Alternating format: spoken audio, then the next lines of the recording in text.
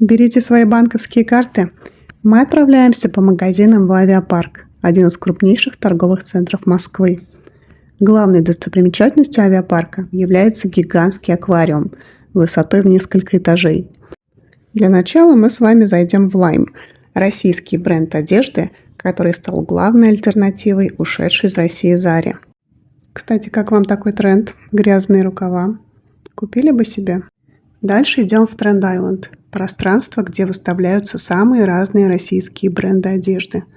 Как вам такой формат? Ну а теперь я иду выбирать юбочки и платьица, а вы посмотрите, что понравится вам.